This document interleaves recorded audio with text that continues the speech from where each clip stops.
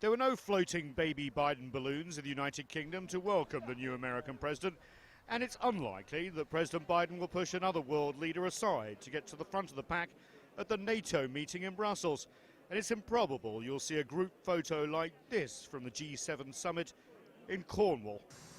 In the US president's own words, as he prepared to board Air Force One, the United States is back, and multilateralism is too, and the focus is on Russia and China. Strengthening the alliance, make it clear to Putin and to China that Europe and the United States are tight, and the G7 is going to move. And earlier this week, US National Security Advisor Jake Sullivan laid out the US wish list from Europe. At the G7, he will join with his fellow leaders to lay out a plan to end the COVID-19 pandemic with further specific commitments towards that end. He will also join his fellow leaders to announce a new initiative to provide financing for physical, digital, and health infrastructure in the developing world, a high-standard, climate-friendly, transparent, and rules-based alternative to what China is offering. The US Senate just voted with a two-thirds majority to pump $250 billion over 5 years into the industries of tomorrow, like electric cars, 5G and 6G telecommunications, and has a plan to move supply chains for semiconductors and other vital technologies away from China. In this effort, it wants Europe and the UK's help.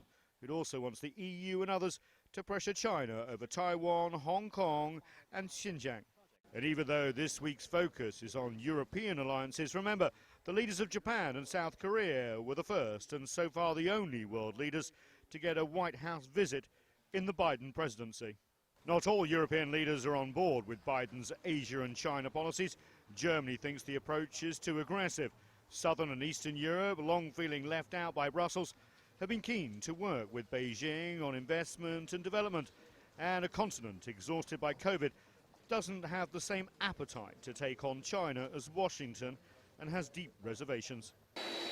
Biden and his UK hosts also have deep differences on the fallout from Brexit, whether it be the increased tensions in Northern Ireland or differences over trade and aid, tariffs and of course the future of the World Trade Organization. We want to make a decisive progress to resolve our bilateral disputes on aircraft and the US Section 232 measures on steel and aluminium. On the latter, we send a clear signal to the US on our willingness to solve this issue in a fair and balanced way by suspending the automatic doubling of our legitimate countermeasures. It is now for the US to walk the talk. And while Washington may have rejoined the Paris Climate Agreement, the Iran nuclear deal has not yet been revived. And Washington's pro-Israel stance in the recent bombing of Gaza upset many nations who have more pro-Palestinian leanings. Then there's the US pullout from Afghanistan and also fears that even though the US says it's back on the world stage, all that could change very quickly, given the state of US domestic politics. The US also wants to announce this week in Europe a new development fund funded by the Western democracies, a competitor, if you like, to China's Belt and Road Initiative. But here at home, a big infrastructure bill is going nowhere fast. Talks have just collapsed again with congressional leaders.